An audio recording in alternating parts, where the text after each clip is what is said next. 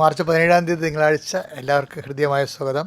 അമ്മേ പരിശുദ്ധമ്മേ, അമ്മേ പരിശുദ്ധമ്മേ, ദൈവമാതാവേ, കൃപാസനത്തിലൂടെ ഞങ്ങൾക്കും ഞങ്ങളുടെ ദേശത്തിനും അമ്മ മധ്യസ്ഥം തേടി തന്ന എല്ലാ അനുഗ്രഹങ്ങൾക്കും കൃപകൾക്കും ഞങ്ങളിപ്പോൾ ഹൃദയം നിറഞ്ഞ നന്ദി പറയുന്നു. അമ്മേ പരിശുദ്ധമ്മേ, ദൈവമാതാവേ, 2004 ഡിസംബർ 7 ഉച്ചകഴിഞ്ഞ് 2:30 കൃപാസനത്തിൽ സംഭവിച്ച അമ്മയുടെ പ്രത്യക്ഷപ്പെടലിനെ കുറിച്ച് തിരുസഭയ്ക്ക് സമർപ്പിച്ചിരിക്കുന്ന പഠനരേഖകളുടെ സഭാത്മകമായ പഠനം ആരംഭിക്കുവാൻ ഞങ്ങൾ അങ്ങയോട് താഴ്മയോടെ പ്രാർത്ഥിക്കുന്നു. അമ്മേ പരിശുദ്ധമേ, ഭൂസ്വർലോകങ്ങളുടെ രാജ്ഞിയായ അങ്ങേയ്ക്ക് ഭൗമസംരക്ഷണത്തിനായി പ്രപഞ്ച പ്രകൃതിയെ തന്നെ തിരുസഭ പ്രതിഷ്ഠിക്കുവാൻ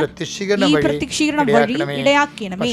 പരിശുദ്ധമേ, ജപമാല മാതാവേ, സകല കൃപാസനം പ്രാർത്ഥനകളോട് ചേർത്ത് ഞങ്ങളിപ്പോൾ പ്രാർത്ഥിക്കുന്ന ഈ കുടുംബത്തിന്റെ പ്രത്യേക നിയോഗം പരമക്കളെ.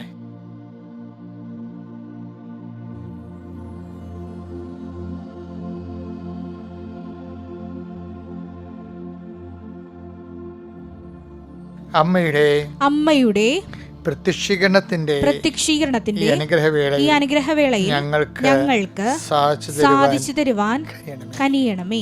ആമേൻ. വിശ്വാസ പ്രമാണം. സർവശക്തനായ പിതാവും ആകാശത്തിന്റെയും ഭൂമിയുടെയും സൃഷ്ടാവുമായ ദൈവത്തിൽ ഞാൻ വിശ്വസിക്കുന്നു. അവിടുത്തെ ഏകപുത്രനും ഞങ്ങളുടെ കർത്താവുമായ ഈശോ മിശിഹായിലും ഞാൻ വിശ്വസിക്കുന്നു.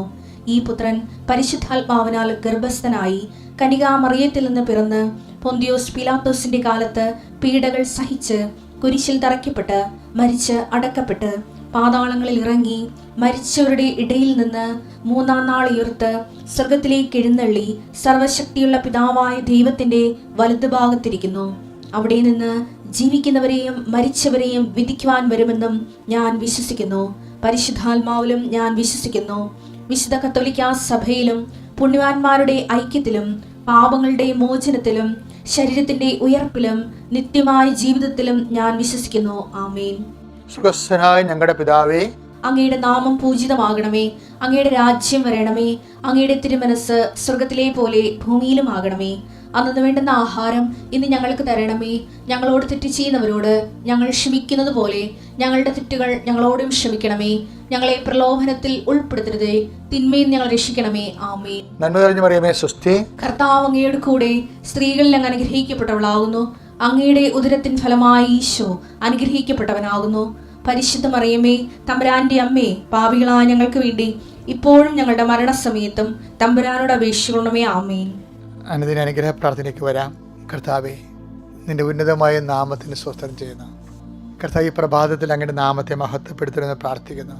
കർത്താവ്, സഭയിലുള്ള സാന്നിധ്യം വീണ്ടും പ്രകടമാക്കണമെന്ന് പ്രാർത്ഥിക്കുന്നു. അമ്മേ പരിശുദ്ധമേ, ദേവമാതാവേ, എല്ലാ മക്കൾക്ക് വേണ്ടി മാധ്യസ്ഥം വഹിക്കണമേ.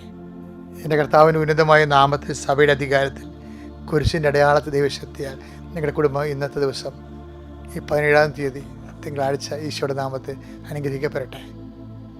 ഇന്ന് പുതുതായിട്ട് തുടങ്ങി വെക്കുന്ന കാര്യങ്ങളുണ്ട് ചില കുടുംബങ്ങളെ. ചിലർ വീട് പണി തുടങ്ങുന്നു, ചിലർ ചില കാര്യങ്ങൾക്ക് വേണ്ടി ഇട്ടുകൂട്ടുകൾ തുടങ്ങുന്നു,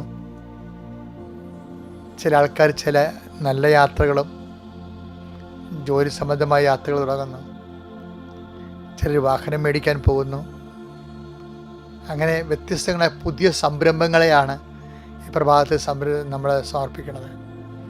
കർത്താവ്, അതുപോലെ തന്നെ ഈശോയെ എപ്പോഴും വലിയ പ്രാർത്ഥനകളുടെ സമയത്തെല്ലാം ഞാൻ എൻ്റെ മനസ്സിൽ വരണത് ചെറിയ മനുഷ്യരെക്കുറിച്ച് കൂടുതൽ കർത്താവ് സമൂഹം ബോധവാന്മാരായിരിക്കണം.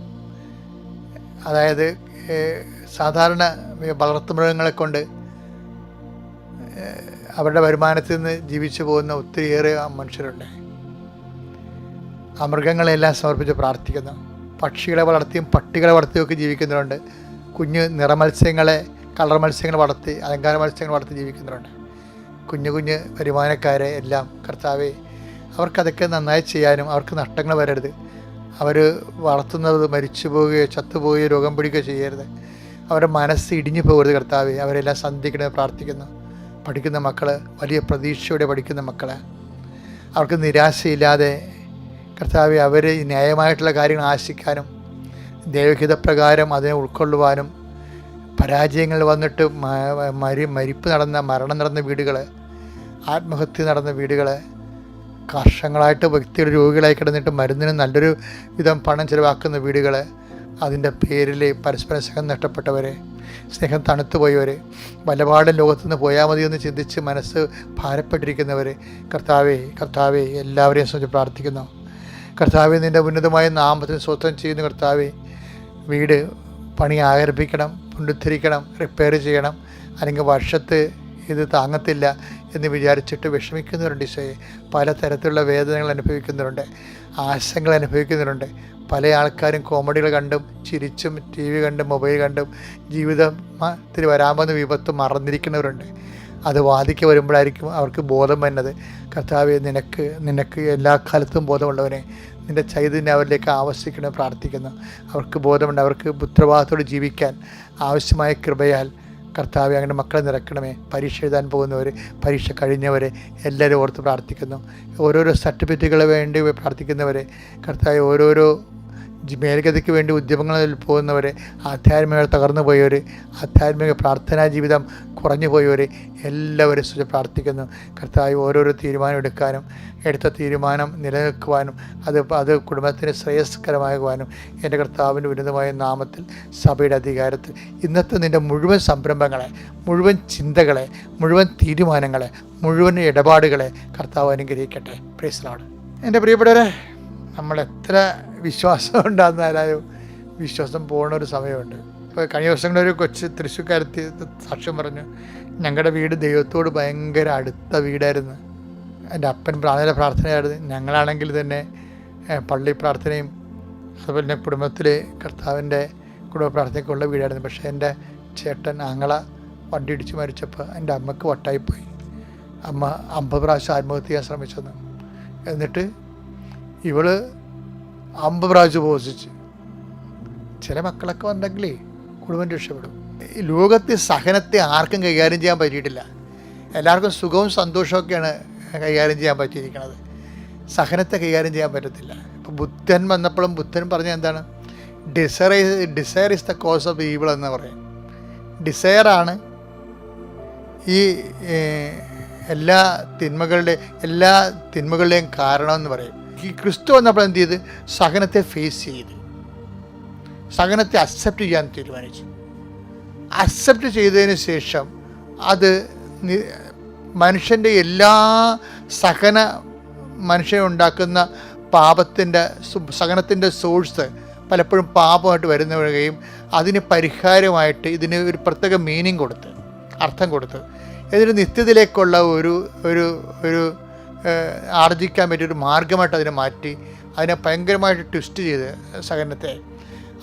അതുകൊണ്ട് തന്നെ ഈ രണ്ട് കാര്യം ജീവിതത്തിലുള്ള സഹനമുണ്ട്, സന്തോഷമുള്ളത് കാരണം രണ്ടിനെയും നെഞ്ചു പിരിച്ച് സ്വീകരിക്കാനുള്ള ഒരു തൻ്റെ ഇടം മനുഷ്യന് ഉണ്ടാകുന്ന രീതിയിലാണ് ഈ ക്രിസ്ത്യാനിറ്റി രൂപകൽപ്പന ചെയ്തിരിക്കുന്നത്. ഇപ്പോൾ യോഹന്നാൻ 1:29 വായിക്കത്തില്ലേ? ഇതാ ദൈവത്തിൻ്റെ കുഞ്ഞാടെന്ന് പറയുന്ന ആളാണ് സ്നാപക യോഹന്നാൻ. ക്രിസ്തുവിലുള്ള വിശ്വാസമാണ് ആദ്യം പോയത്. ഇപ്പോൾ സഹനം വരുമ്പോൾ, വിശപ്പ് വരുമ്പോൾ, ജയിലിലെ പീഡനങ്ങൾ വരുമ്പോൾ യോഹന്നാൻ സ്നാപകന് ഉടനെ ആ വിശ്വാസത്തിൻ്റെ അലൈൻമെൻറ്റ് പോയി. ക്രിസ്തുവിൽ സംശയമായി. മത്തായി സുവിശേഷം 13:3 അതാണ്, വരാനിരിക്കുന്നവൻ നീ തന്നെയോ അതോ ഞങ്ങൾ മറ്റൊരുവനെ പ്രതീക്ഷിക്കണമോ? യോഹന്നാൻ 1:29 ഇതാ ദൈവത്തിന്റെ കുഞ്ഞാടെന്ന് പറഞ്ഞ ആള് ഒരു സെക്കൻഡ് പീഡനങ്ങളിലേക്കും പ്രയാസങ്ങളിലേക്കും വിശപ്പിലേക്കും പോയപ്പോൾ ക്രിസ്തുവിലുള്ള വിശ്വാസം പോയി. പക്ഷേ യോഹന്നാൻ സ്നാപകന് വരെ ഇതാണ് അവസ്ഥയെങ്കിൽ നമ്മുടെയൊക്കെ അവസ്ഥ എന്തായിരിക്കും? അതാണ് സംഭവം. അപ്പോൾ സ്വാഭാവികമായിട്ട് ദൈവം ഇങ്ങനെയുള്ള ഒരു കാലാവസ്ഥ അനുവദിക്കും. യോഹന്നാനെ ഈശോ നീതീകരിച്ചെങ്കിൽ ഞാനും നീതീകരിച്ചു തരാം. യോഹന്നാൻ ഈശോ നീതീകരിച്ചില്ല. ഈശോ പറഞ്ഞു ഇടർച്ച ഉണ്ടായി, ഇടർച്ച ഇല്ലാത്തവനാണ് ഭാഗ്യവാനെന്ന് പറയും. അതാണ് വിഷയം. എന്നിൽ ഇടറാത്തവൻ ഭാഗ്യവാൻ. അപ്പം അതിൻ്റെ അർത്ഥം എന്താണ്? യോഹന്നാൻ ഇടറിയെന്നല്ലേ എൻ്റെ അർത്ഥം? യോഹന്നാൻ ഇടറിയെന്നല്ലേ? അപ്പോൾ ഈ വിശപ്പ് അറിയുന്നൊരു കാലമാണ് ഈ നോൻപ് കാലം. അത് കൃത്യമായിട്ട് വിശപ്പ് അറിയിക്കണ ഒരു മോക്ക് ഡ്രില്ല് പോലെയാണ് എന്ന് ഞാൻ പറഞ്ഞില്ലേ. അത് യഥാർത്ഥത്തിലുള്ള പ്രശ്നങ്ങൾ വരുമ്പോൾ നമുക്ക് പിടിച്ചു നിൽക്കാൻ വേണ്ടിയാണ് സഭ ഒരു പരിശീലന കാലഘട്ടം വെച്ചിരിക്കണം നോൻപിൻ്റെ.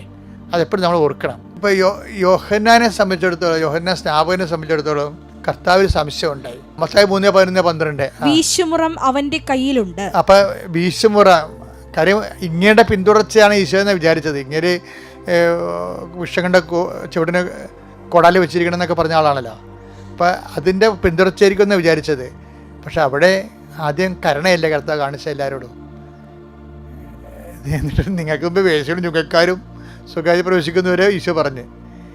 കാര്യം വെച്ച് കഴിഞ്ഞാൽ ഈശോ നോക്കുന്നത് ഒരു വിഷയത്തിൻ്റെ പിന്നിൽ പ്രവർത്തിക്കുന്ന ശക്തിയും പ്രേരണയും സ്വാധീനവും അവരാ വിഷയത്തെ എങ്ങനെ എടുക്കുന്നു.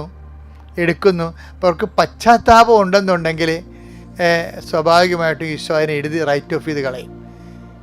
ഇപ്പോൾ സുവിശേഷത്തിന് ഏറ്റവും വലിയ വിഷയം പശ്ചാത്താപമാണ്. അതുകൊണ്ടാണ് പശ്ചാത്താപത്തെ അവസാനം വരെ ഹൈലൈറ്റ് ചെയ്യുന്നുണ്ട്. നല്ല കള്ളൻ്റെ പശ്ചാത്താപത്തെ ഹൈലൈറ്റ് ചെയ്തിട്ട് അത് റൈറ്റ് ഓഫ് ചെയ്യണം കണ്ടിട്ടില്ലേ അവിടെ വെച്ച്. അവൻ്റെ മുഴുവൻ സംഭവം എടുത്തൊരു കത്തിച്ച് കളയും.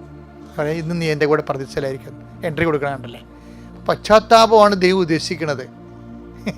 ഇത് പറയും ഞാൻ നീതിമാന്മാരെ വിളിക്കാനില്ല, അനുതാപത്തിനായി പാപികളെ അനുതാപത്തിന് ക്ഷണിക്കാനാണ് വന്നിരിക്കുന്നത്. അപ്പം കറക്റ്റല്ലേ സംഭവങ്ങളാണ്. അപ്പം അതുകൊണ്ട് ആ ഒരു കർത്താവിൻ്റെ ദൗത്യം മറ്റത് വഴിയൊരുക്കണ കക്ഷി മാത്രമായിരുന്നല്ലോ. അപ്പോൾ അതുകൊണ്ട് കർത്താവിൻ്റെ കൃപയിൽ കർത്താവിൻ്റെ നിലപാടിൽ കർത്താവ് ഉറച്ചു നിൽക്കുമ്പോൾ പക്ഷേ യോഹന്നാന് സംശയം ഉണ്ടാവും. എന്താണ് യോഹന്നാൻ വീശുമുറ കൊണ്ടുവന്നിട്ട് വീശുമുറൊന്നും ഇല്ലല്ലോ ഇങ്ങൻ്റെ കയ്യിൽ. അങ്ങനെ എല്ലാവരും കതിരിനെ ഒരുമിച്ച് സ്വീകരിക്കുന്നത് പോലെയൊക്കെ യോഹന്നാന് സംശയം തോന്നും. അങ്ങനെയൊന്നും അല്ല ശരിക്കും പറഞ്ഞാൽ, പുള്ളിക്ക് അങ്ങനെ തോന്നിയതാണ്. പക്ഷേ എന്താ പ്രശ്നം വെച്ച് കഴിഞ്ഞാൽ, പക്ഷേ കർത്താവിൻ്റെ കയ്യിൽ വീശുമുറമുണ്ട്. പക്ഷേ എല്ലായിടത്തും കയറി വീശത്തില്ല. കർത്താവ് പറഞ്ഞത് വീശുമുറ നിങ്ങളുടെ കയ്യിൽ തന്നെ ഇരിക്കണമെന്ന് ഈശോ പറഞ്ഞു. എന്താണ്, നിങ്ങൾ അളക്കുന്ന അളവുകോലുകൊണ്ട് തന്നെ നിങ്ങൾക്ക് വളർന്നു കിട്ടും. അപ്പോൾ വീശുമുറ ആരുടെ കയ്യിലാണ്? അവനവൻ്റെ കയ്യിലാണ് ഇരിക്കണത്, അവനവൻ്റെ വീശുമുറ. എന്താ കാര്യത്തിൽ നമ്മളൊരു ശിക്ഷ വാങ്ങിക്കുന്നുണ്ടെങ്കിൽ അതിൻ്റെ ഉത്തരവാദിത്വം നമ്മൾ തന്നെ ആയിരിക്കുമെന്ന്. എന്താ കാര്യം, വചനം മനുഷ്യൻ്റെ ഹൃദയത്തിൽ എഴുതപ്പെട്ടു പോയി. അപ്പോൾ ഏത് ക്രിസ്ത്യാനി അല്ലെങ്കിലും ന്യായസ്ഥാനപ്പെട്ടവരാണെങ്കിൽ അല്ലെങ്കിലും മനുഷ്യൻ്റെ മനസ്സാക്ഷിക്കെതിരെ ഒരു വ്യക്തിയിൽ തിന്മകൾ ഉണ്ടായിക്കഴിഞ്ഞാൽ സ്വാഭാവികമായിട്ടും അവൻ തന്നെ ആയിരിക്കും അവൻ്റെ വീശുമുറ. അപ്പോൾ അതുകൊണ്ട് കർത്താവ് ആ കാര്യത്തിൽ കോംപ്രമൈസൊന്നും ചെയ്തില്ല. യോഹന്നാൻ പക്ഷേ വീശുമുറ ഇല്ല, എല്ലാവർക്കും ഇങ്ങനെ ചാക്കിരി പാസ് പോലെ ഓൾ പ്രൊമോഷൻ, പാപികളെയും വിശുദ്ധന്മാരെയും എല്ലാത്തിനും ഓൾ പ്രൊമോഷൻ കിട്ടും എന്നൊരു ഐഡിയ തെറ്റിദ്ധരിക്കണയാണ്. ഈ തെറ്റിദ്ധാരണ വരണത് വിശപ്പും ദാരിദ്ര്യവും പ്രയാസങ്ങളൊക്കെ അനുഭവിക്കുമ്പോഴാണ് ദൈവത്തെക്കുറിച്ച് നമ്മൾക്ക് എപ്പോഴും ഒരു ഫ്ലക്ച്വേഷൻസ് ഉണ്ടാകുന്നത്. അപ്പം അതുകൊണ്ട് ഈ നോൻപ് കാലത്തിൻ്റെ ഉദ്ദേശം വെച്ചാൽ ഒരു ഇല്ലായ്മക്കാലം, വറുതിക്കാലം വരുമ്പോൾ ബൈബിളിൻ്റെ ഭാഷ പറഞ്ഞു കഴിഞ്ഞാൽ കോലം പശുക്കളുടെ, മെലിഞ്ഞ പശുക്കളുടെ കാലം എല്ലാവരും മസ്റ്റാണ്. ഐശ്വര്യം, പേര്, പ്രതാപം, ആരോഗ്യമൊക്കെ ഉണ്ട്. അതുപോലെ ഇല്ലാത്ത ഒരു കാലം ഉണ്ടാകും മനുഷ്യൻ്റെ ജീവിതത്തിൽ. എല്ലാ കാലത്തും ആരോഗ്യം ഉണ്ടാകത്തില്ലല്ലോ, എല്ലാ കാലത്തും സൗന്ദര്യം ഉണ്ടാകത്തില്ല. അപ്പോൾ ഇല്ലായ്മയുടെ കാലം, വറുതിക്കാലത്തെ അതിജീവിക്കാൻ വേണ്ടിയുള്ള ഒരുക്കം മനുഷ്യൻ്റെ ജീവിതത്തിൻ്റെ ഒരു ഭാഗമാക്കാൻ വേണ്ടിയാണ് സഭ നോൻപ് സ്ഥാപിച്ചിരിക്കുന്നത്.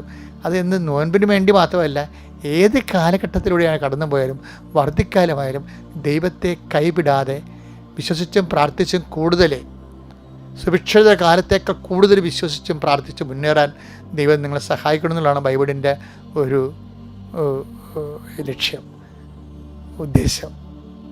അപ്പോൾ ബൈബിൾ അറിഞ്ഞ് സന്തോഷമായിട്ട് ജീവിക്കുക.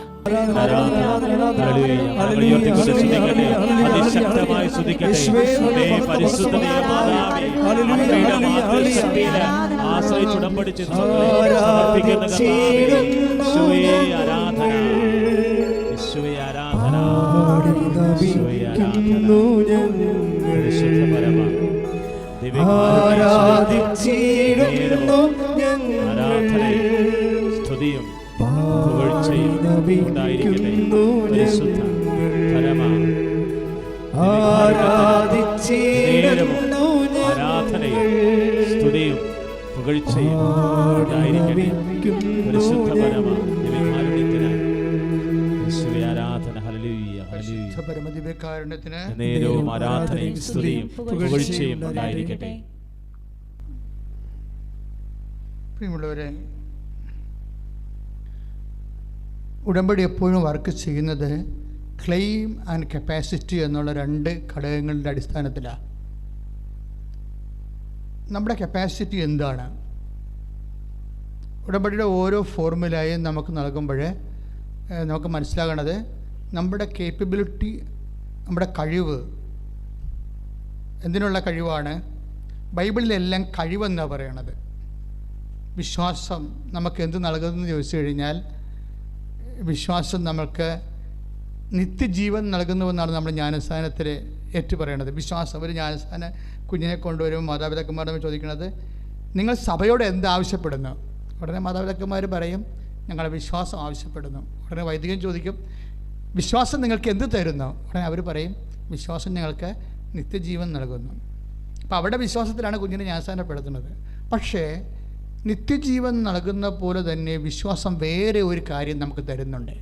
ഇതിനെക്കുറിച്ച് നമ്മൾ വേണ്ട വിധത്തിൽ ഒരു ഡിസ്കഷൻ, ഒരു ചിന്ത, ഒരു ആലോചന, ഒരു ചർച്ച എപ്പോഴാണ് നിൻ്റെ ജീവിതത്തിൽ നടക്കുന്നത്, അതുമുതൽ നിൻ്റെ കപ്പാസിറ്റി വർദ്ധിച്ചുകൊണ്ടിരിക്കും. എന്താ കാര്യം? വിശ്വാസം നമുക്ക് എന്താ തരണത്? വിശ്വാസം നമുക്ക് കഴിവ് നൽകും. ഇല്ല, നമുക്കിപ്പോഴും ഓരോ ഡിഗ്രിയൊക്കെ എടുക്കത്തില്ലേ പിള്ളേർ, അപ്പോൾ അവർക്കൊരു കഴിവ് വർദ്ധിക്കണം അവരുടെ, അല്ലേ? ഇപ്പോൾ ഡോക്ടറേറ്റ് എടുക്കുന്നവർ, ഇന്ന് അങ്ങനെ ഒരു സാക്ഷ്യം ഉണ്ടായി. അതായത് ഡോക്ടറേറ്റ് എടുക്കാൻ വേണ്ടി ഉടമ്പടി ചെയ്ത് കഴിഞ്ഞപ്പോൾ അന്ന് വരെ ഗൈഡ് വളരെ ഇൻഡിഫറൻ്റായിട്ട്, ഒരു ജർമ്മൻ ഗൈഡാണ്, വളരെ ഇൻഡിഫറൻ്റായിട്ട് പെരുമാറിക്കൊണ്ടിരുന്ന ഗൈഡ് 3 അറ്റംപ്റ്റാണ് അവരുമായിട്ട് നടത്തിയത്. പക്ഷേ അവർ ഡോണ്ട് കെയർ ആറ്റിറ്റ്യൂഡ് കാണിക്കുകയാണ്, ഒരു വിപ്രതിപത്തി, ഒരു ഒഴിവാക്കണ പരിപാടി കാണിച്ച്. പക്ഷെ അവരാണ് എൻ്റെ എക്സ്പേർട്ട്, അവർ ഗൈഡായാൽ മാത്രമേ യൂണിവേഴ്സിറ്റി അത് അപ്രൂവ് ചെയ്യത്തുള്ളൂ. അത്രയും കലിബറുള്ള ഒരു ഗൈഡാണ്, പക്ഷേ ഇവരെ തന്നെ വേണം, പക്ഷേ ഇവർ മൈൻഡ് ചെയ്യണില്ല. അപ്പോൾ എന്നാ ചെയ്തിരിക്കണത്? അവർ വന്ന് ഉടമ്പടി ചെയ്തിട്ട് അമ്മയോട് പറയും, അമ്മ ഗൈഡ് ഇൻഡിഫറൻ്റ് ആണെന്ന് പറയും. ഗൈഡ് ഇൻഡിഫറൻ്റ് ആണ്. ഇപ്പോൾ ഉടമ്പടി ചെയ്യാൻ വരുന്ന കുറേ മനുഷ്യർ അമ്മയോട് ശരിക്കും സംസാരിച്ചിട്ടാണ് പോണത്. അവർക്ക് കുറച്ച് കാര്യങ്ങൾ അതായത് നമുക്ക് ഈ ദൈവ സംസാരമൊക്കെ വരുന്ന എപ്പോഴാണെന്ന് അറിയാവോ? ഒന്നെങ്കിൽ നമുക്ക് അതിമൗനം വരും, അല്ലെങ്കിൽ നമുക്ക് അതിസംസാരം വരും. ഇത് രണ്ടും പരിശുദ്ധാത്മാവിൻ്റെ അഭിഷേകത്തിൽ നിന്നുണ്ടാകുന്നതാണ്. ചിലർ അതിമൗനമായിരിക്കും, ആത്മാവ് നിറഞ്ഞ് അതിമൗനമായി പോകും. ചിലർ നന്നായി സംസാരിക്കും. ഈ അതിമൗനമാകുന്നതും നന്നായി സംസാരിക്കുന്നതും എല്ലാം അമ്മയുടെ ക്വാളിറ്റീസാണ്. അമ്മ ഹൃദയത്തിൽ സംഗ്രഹിക്കും ചില വിഷയങ്ങൾ, അതിമൗനത്തിലേക്ക് പോകും. അമ്മ എലിസബത്തിനെ കണ്ടപ്പോൾ ബിഹോൾഡ് അമ്മ സ്വസ്ത്രഗീതം പറഞ്ഞ്, അത് അതിസംസാരമാണ്. അപ്പോൾ ചില പരിശുദ്ധാത്മാവ് ഒരു വ്യക്തിയിൽ വരുമ്പോൾ ചിലർക്ക് എപ്പോഴും പ്രാർത്ഥിക്കണമെന്ന് തോന്നും, എല്ലാം ദൈവത്തോട് പറയണമെന്ന് തോന്നും. അങ്ങനെയാണ് ഈ സഹോദരി വന്ന് അമ്മയോട് പറഞ്ഞ്, അമ്മേ ഗൈഡ് മൈൻഡ് ചെയ്യണില്ല എന്ന് പറയും. അവർ ഭയങ്കര പത്രാസായിട്ട്, ജർമ്മനാണ് അവർക്ക് ഈ സായിപ്പുമാർക്കൊക്കെ ചില സായിപ്പുമാർക്ക് കുറച്ച് ഈ കോംപ്ലക്സ് കൂടുതലാണ്. നമ്മൾ ഇന്ത്യൻസ് അല്ലേ എന്ന് വിചാരിച്ചുകൊണ്ട് ഇത്തിരി കോംപ്ലക്സ് ഉള്ളവരുണ്ട്. നമ്മൾ ആദ്യം കയറി അവരൊന്നും നമ്മളെ അക്സെപ്റ്റ് ചെയ്യില്ല. കഴിഞ്ഞ ദിവസം സാക്ഷ്യം ഉണ്ടായി, എനിക്ക് ഇംഗ്ലീഷ് വാർഡിലാണ് ജോലി കിട്ടിയത്. അവിടെ മുഴുവനും ബ്രിട്ടീഷുകാർ മാത്രമേ ഉള്ളൂ. അപ്പോൾ ഞാൻ ഇന്ത്യൻ ആയത് കാരണം എനിക്ക് ആ വാർഡിൽ അവരെന്നെ നിസ്സഹകരിച്ച് എന്നോട് അക്സെപ്റ്റ് ചെയ്തില്ല. എന്നെ അവർ ഒരു കാര്യം എനിക്ക് പറഞ്ഞു തന്നില്ല എന്ന് പറഞ്ഞു. അപ്പോൾ അവരെന്നാ ചെയ്തത്? ഞാൻ അമ്മയോട് പറഞ്ഞു, അമ്മ ബ്രിട്ടീഷ് വാർഡിലാണ്, അവിടെ സായിപ്പന്മാരേ ഉള്ളൂ, പക്ഷേ എന്നെ അവർ മൈൻഡ് ചെയ്യണില്ല.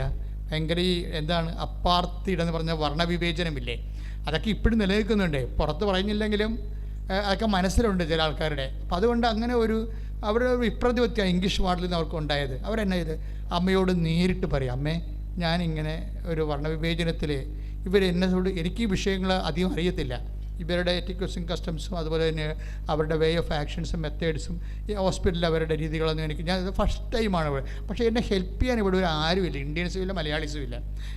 അവരാണെങ്കിൽ എന്നോട് നമ്മളൊരു സെർവൻസിനെ പോലെ ഇങ്ങനെ വിപ്രതിപത്തി കാണിക്കുന്നത്. പക്ഷേ ഇവരുടെ ഒരു പ്രശ്നം, നിങ്ങളെപ്പോഴും മനസ്സിലാക്കണം, നിങ്ങൾ ഇംഗ്ലീഷ് വാർഡിൽ പോയാലും, നിങ്ങൾ ധ്രുവ പ്രദേശത്ത് പോയാലും, അന്റാർട്ടിക്ക പോയാലും ഒരു കാര്യം നിങ്ങൾ മനസ്സിലാക്കണം. എന്താണ്?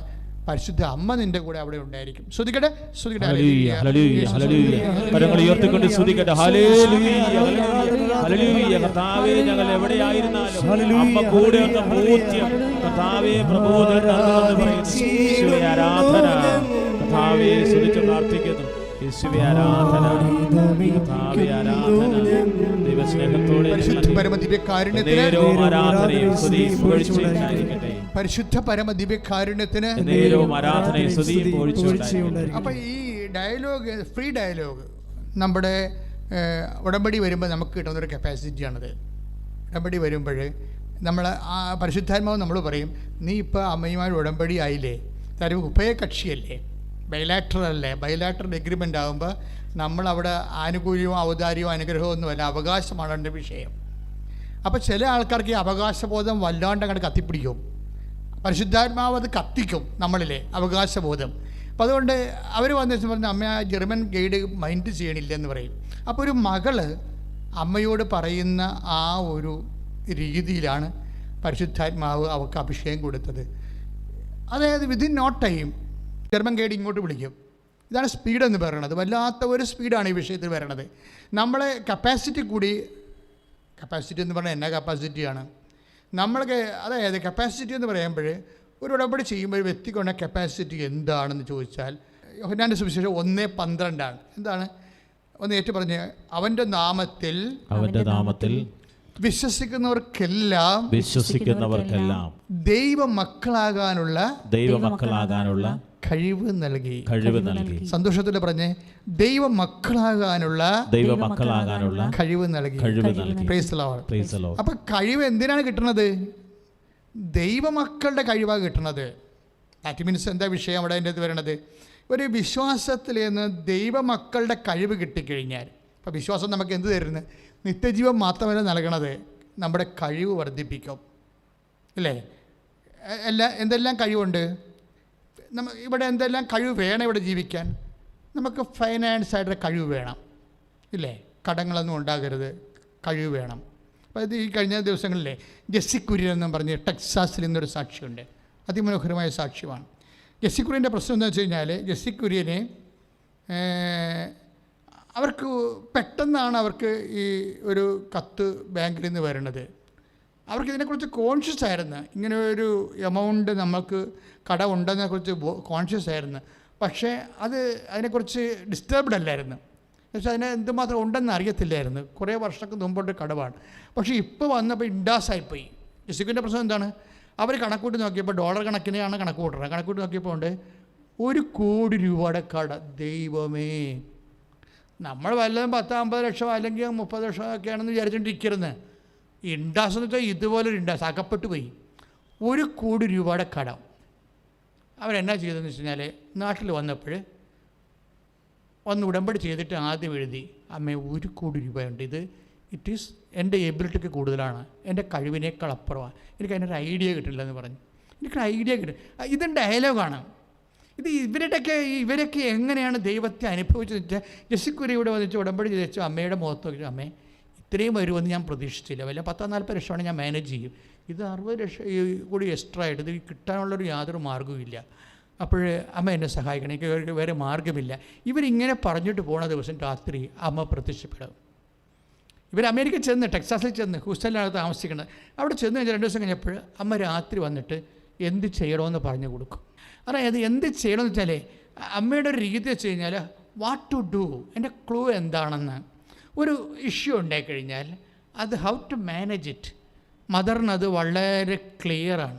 ഇപ്പോൾ കനായിലെ കല്യാണ വീട്ടിൽ എന്താണ്, കല്യാണ വീട്ടിൽ എന്താ സംഭവിക്കുന്നത്? അവർക്ക് പൊടുന്നതിനെ വീഞ്ഞ് തീർന്നു പോവുകയാണ്. അപ്പോൾ വീഞ്ഞ് തീർന്നു പോകുമ്പോൾ അത് പലതരത്തിലത് പരിഹരിക്കാം അല്ലേ? വായ്പ മേടിക്കാം, അടുത്ത വീട്ടിൽ പോയി. അപ്പോൾ നമ്മൾ ചെറിയ നാണം കെടും, അതാണ് പ്രശ്നം. അടുത്ത വീട്ടിൽ പോയി കല്യാണത്തിന് വായ്പ മേടിച്ച് കഴിഞ്ഞാൽ കടം മേടിക്കാം. പിന്നെ അവർ ശാശി വർത്താനൊക്കെ പറയും യഹൂദനാണ്. ഒരു അപ്പം കടം ചോദിക്കാൻ വേണ്ടി ചെന്നവൻ്റെ കഥ ഈശോ പറഞ്ഞിട്ടുണ്ട്. അയാളുടെ പെയിൻറ്റ് ഇന്നും മാറിയിട്ട് പോയിട്ട് ഇന്നും പുറത്തിട്ടില്ല. അപ്പോൾ അതെല്ലാം പെസക് പരിപാടികളാണ്. യഹൂദന്മാരുടെ എല്ലാ ഇഷ്യൂസും വളരെ ഒരു എന്താണ് ഇംപേഴ്സണലായിട്ടുള്ള സംഭവമാണ്. പക്ഷേ ഇത് രണ്ടും ചെയ്യാൻ സാധ്യതയുള്ളൂ, നിക്കക്കള്ളിയിലേയും ചെയ്യാവുന്നതാണ്. പക്ഷേ അമ്മ എന്ത് ചെയ്ത് അതിനേക്കാൾ സേഫായിട്ടുള്ളൊരു വഴി പറഞ്ഞു കൊടുക്കും. നേരെ ഈശോടുത്ത് വരും. ഈശോടുത്ത് വരാവുന്ന സംഭവിക്കാൻ സാധ്യതയുള്ള വിഷയങ്ങളെക്കുറിച്ച് അമ്മയ്ക്ക് ഏറെക്കുറെ ഏകദേശം ഒരു ധാരണയുണ്ട്. എന്താണ്? ഈശോയുടെ സമയമായിട്ടില്ലെന്ന് തന്നെ ഈശോ പറയും. പക്ഷെ അങ്ങനെ പറഞ്ഞാൽ പോലും അതിൻ്റെ പ്രൊവിഷൻസ് ഉണ്ട്. അമ്മയ്ക്ക് അതിനെക്കുറിച്ച് അങ്ങനെ എൻ്റെ സമയം എനിക്ക് നിനക്ക് എന്ത്, എൻ്റെ സമയം ഇനി സമാഗതമായിട്ടില്ലല്ലോ എന്ന് ഈശോ പറയുമെന്ന്, അത് ഓളോണെ സഡൻ പൊടുന്നതിനെ പറയണതല്ല. അമ്മയ്ക്ക് അതിനെക്കുറിച്ച് പ്രീകോഗ്നിഷനുണ്ട്. ഈശോ ഇത് പറയുമെന്ന് പരിശുദ്ധാത്മാവ് അമ്മയോട് പറയുന്നുണ്ട്. കാര്യം അമ്മയും പരിശുദ്ധാത്മാവും തമ്മിൽ അറിയാമല്ലോ, ഐക്യമാണ് ഭയങ്കര. അതുകൊണ്ട് എന്ത് ചുറ്റുവട്ടങ്ങളിൽ എന്ത് സംഭവിച്ചാലും എന്ത് പറയണം, എങ്ങനെ റിയാക്ട് ചെയ്യണം, എങ്ങനെ ആൻസർ ചെയ്യണം, എല്ലാ പരീക്ഷകളുടെയും റെഡിമെയ്ഡ് ആൻസർ അമ്മയ്ക്ക് അറിയാം. അപ്പോൾ ഈശോ എടുത്ത് ചെല്ലുമ്പോൾ ഇങ്ങനെ പറയും, എനിക്ക് നിനക്ക് എന്താണ്, എൻ്റെ സമയം ഇനി സമാഗതമായിട്ടില്ലല്ലോ എന്ന് അമ്മ പറയും. അപ്പോൾ മേരി എന്താ പറയേണ്ടത്, തിരിച്ച് പറയേണ്ടതെന്നും പരിശുദ്ധാത്മാ പറഞ്ഞു കൊടുത്തിട്ടുണ്ടോ. ഇതാണ് വിഷയം. നമ്മളാരും പോണ പോലെ അല്ല വിഷയം, അമ്മയാണ് പോണമെന്ന് നമ്മൾ മനസ്സിലാക്കണം. അമ്മ പരിശുദ്ധാത്മ എന്താ പറഞ്ഞിരിക്കുന്നത്, മേരി ഈശോ പറയും എൻ്റെ സമയം ഇനിയും സമാഗതമായിട്ടില്ലല്ലോ എന്ന്. അതിൻ്റെ വിസ്ഡം എന്ന് പറയുന്നത്, അതിൻ്റെ നോഹവ്, ജ്ഞാനസൂത്രം, അങ്ങനെയുള്ളൊരു വിഷയം, ഒരു ഡിവൈൻ ഇംപെഡിമെൻറ്റ്, ദൈവിക തടസ്സം വന്നാൽ അതിനെ കൗൺട്രാക്ട് ചെയ്യാനുള്ള ക്ലൂ എന്ന് പറയുന്നത് അവൻ പറയണത് പോലെ ചെയ്യാൻ. കാര്യം വേഗത്തിൽ നടക്കേണ്ട കാര്യങ്ങൾ, വേഗത്തിൽ നടക്കേണ്ട കാര്യങ്ങൾ എന്നുവെച്ചാൽ ഓൺ ദി സ്പോട്ടിൽ നടക്കേണ്ട കാര്യങ്ങളുണ്ട്. നമുക്ക് അടുത്ത മാസം നടക്കേണ്ട കാര്യങ്ങളുണ്ട്, അടുത്ത കൊല്ലം നടക്കേണ്ട കാര്യങ്ങളുണ്ട്, 10 കൊല്ലം കഴിഞ്ഞ് കുഞ്ഞുപിള്ളേരെ മക്കളൊക്കെ കെട്ടിക്കാനുണ്ടെങ്കിൽ 5-6 കൊല്ലം കഴിഞ്ഞ് നടക്കേണ്ട കാര്യങ്ങളുണ്ട്. അപ്പോൾ ഈ ടൈമാണ് ഇവിടുത്തെ പ്രോബ്ലം. അപ്പോൾ എമർജൻസി ആൻഡ് ലൈറ്റ്നിങ് ആയിട്ട് നടക്കേണ്ട കാര്യങ്ങളാണെങ്കിൽ അതിൻ്റെ സൊല്യൂഷൻ ആൻഡ് ഫോർമുല ഡിഫറെൻ്റാണ്. അതെന്താ, പരിശുദ്ധാത്മാവ് അമ്മയെ ഉപദേശിക്കും. എന്താ മേരി, അവൻ പറഞ്ഞതുപോലെ ചെയ്യുക എന്ന് നീ ആരോട് പറയണം, മനുഷ്യരാശിയോട് പറയണം. ഒരു കുടുംബത്തിലെ എന്തെങ്കിലും ഈടറവ് ഉണ്ടായിപ്പോയാൽ പിന്നെ റെക്ടിഫൈ ചെയ്യാനുള്ള മാർഗം എന്താണ്? ചിലപ്പോൾ പണം കുറഞ്ഞു പോകാം. ഇപ്പം ജെസ്സി കുര്യൻ്റെ വിഷയം എന്താണ്, പണം കുറഞ്ഞ് 1 കോടി കടവാണ്. അമ്മ എന്താ ചെയ്തിരിക്കുന്നത്, അമ്മ രാത്രി വന്നതിന് ശേഷം ഒരു ക്ലൂ പറഞ്ഞു കൊടുക്കും ജെസ്സി കുര്യന്. എന്താ പറഞ്ഞോടെ, ഇത് കോവിഡ് കാലമാണ്, നിൻ്റെ റിട്ടയർമെൻറ്റിൻ്റെ ഫണ്ട് ഗവൺമെൻറ് കോവിഡ് പ്രമാണിച്ചുകൊണ്ട് ആവശ്യക്കാർക്ക് റിലീസ് ചെയ്യുന്ന ഒരു നിയമം പാസ്സാക്കിയിട്ടുണ്ട്. Nobody is known to it. ഇത് ഭയങ്കരമായ രസമാണ് ഈ സംഭവം. ആൾക്കാർക്ക് ആ സാക്ഷ്യം മനസ്സിലായിട്ടില്ലെന്ന് തോന്നുന്നു. അതിനേക്കാൾ വില കുറഞ്ഞ സാക്ഷ്യത്തിന് ആൾക്കാർ ഭയങ്കര ഇടിച്ചലി കാണുന്നുണ്ട്. പക്ഷേ ജെസ്സി കുര്യൻ്റെ വിഷയം നിങ്ങൾ മനസ്സിലാക്കണം. അതായത് അമ്മ പറയണത്, കോവിഡ് പ്രമാണിച്ച് അമേരിക്കൻ ഗവൺമെൻറ് റിട്ടയർമെൻറ്റ് ബേസിൽ റിട്ടയർമെൻറ്റ് ആകാൻ പോകുന്ന ആൾക്കാർക്ക് വേണ്ടിയുള്ള ഫണ്ട് നേരത്തെ റിലീസ് ചെയ്യുന്നുണ്ട്. ജെസ്സി വിളിച്ചു പോയി. അവർ പത്രത്തിലോ ടി വിയിലോ ഒന്നും ഇതിനെക്കുറിച്ച് അറിയത്തില്ല. അവർക്കറിയാത്തൊരു കാര്യമാണ്. അവർ വീട്ടിനെ പിറ്റേ ദിവസം ബാങ്കറിൽ റഷീദ് പറഞ്ഞു, സാറേ എൻ്റെ റിട്ടയർമെൻറ്റ് എമൗണ്ട് ഉണ്ട് ഇത്ര രൂപ. അപ്പോൾ അതിൻ്റെ കോഡ് കൊടുത്തു കഴിയുമ്പോൾ ആ പൈസ ഇങ്ങോട്ട്, അപ്പോൾ അത് 1 കോടി കൂടുതലുണ്ട്, അതൊരു കോടി കൂടുതലുണ്ട്. പക്ഷേ ഇത് ഇവർക്ക് അറിയത്തില്ല. ഇവരറിയാതെ ഇരുന്നുകൊണ്ട് നെരിപ്പോട് പോലെ എരിഞ്ഞുകൊണ്ടിരിക്കുകയാണ്. അപ്പോൾ ഈ വിഷയത്തിൽ വരുന്ന വിഷയം, ഉടമ്പടിയുടെ വിഷയം വരുമ്പോൾ നമ്മൾ ബയലാറ്ററല്ലേ, ബയലാറ്റർ ആയത് കാരണം അങ്ങോട്ടും ഇങ്ങോട്ടും ഉള്ള കാണല്ല. നമ്മൾ അനുഗ്രഹം പോലെ ഔഷപിതാവിൻ്റെ അടുത്ത് മാതാവിൻ്റെ അടുത്ത് വന്നിട്ട് ഇങ്ങനെ തെണ്ടി നിൽക്കണ പരിപാടിയല്ല. എന്നെ സഹായിക്കണമെങ്കിൽ വേറെ മാർഗ്ഗം, ഒരു ധർമ്മ ഉടമ്പടി അങ്ങനെ ധർമ്മമൊന്നുമില്ല. നമ്മളൊരു കക്ഷി, ദൈവം ഒരു കക്ഷി, അമ്മ മീഡിയേഷനിലാണ്. അപ്പം നമ്മൾക്കൊരു കക്ഷി, ഒരു അവകാശമാണ് കിട്ടുന്നത്, അനുഗ്രഹമല്ല കിട്ടുന്നത്. അപ്പോൾ അവകാശമാകുമ്പോൾ നമ്മളെന്താ സംഭവിക്കണത്, വിശ്വാസം അവകാശമാക്കണം. എപ്പോഴാണ്? ഇപ്പം സഭയോട് നിങ്ങൾ എന്താണ് ആവശ്യപ്പെടുന്നത്? വിശ്വാസം നിങ്ങൾക്ക് എന്ത് തരുന്നു? നിത്യജീവൻ മാത്രമല്ല, ഒരു മക്കൾക്ക് ആവശ്യമായ എല്ലാമാണ്. അതാണ് കഴിവെന്ന് പറയണത്. അതാണ് യോഹന്നാൻ 1:12 നമ്മൾ വായിച്ചത്. എന്താണ് എന്ന് പറഞ്ഞ്, അവന്റെ നാമത്തിൽ വിശ്വസിക്കുന്നവർക്കെല്ലാം ദൈവമക്കളാകാനുള്ള കഴിവ് നൽകി. ഇനി പ്രാർത്ഥിക്കുക, കർത്താവായ ദൈവമേ, എന്റെ വിശ്വാസവും ഒരു കഴിവായി വളർത്തിയെടുക്കണമേ. ഞാൻ അങ്ങയുടെ തിരുസന്നിധിയില് വരുമ്പോഴേ ഒരു മകളെപ്പോലെ മകനെപ്പോലെ സംസാരിക്കുവാനുള്ള സ്വാതന്ത്ര്യബോധവും അവകാശബോധവും അഭിഷേകമായി എനിക്ക് നൽകണമേ. ശ്രദ്ധിക്കട്ടെ, തന്നെ സ്വീകരിച്ചവർക്കെല്ലാം, തന്റെ നാമത്തിൽ വിശ്വസിക്കുന്നവർക്കെല്ലാം ദൈവമക്കളാകുള്ള കഴിവ് നൽകിയ വലിയ അഭിഷേകത്തെ നന്ദി പറയുന്നു. ആരാധന.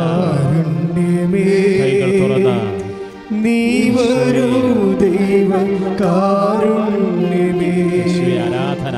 നീ വരൂ ദിവ്യകാരുണ്യമേ, ആരാധന.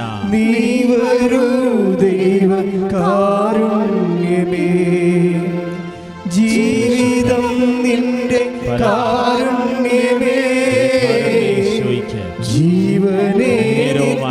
തന്നെ സ്തുതിയും പുകഴ്ചയും ജീവിതം പരിശുദ്ധ പരമ ദിവ്യകാരുണ്യ യേശുവിക്ക് ജീവനേ ആരാധനയും സ്തുതിയും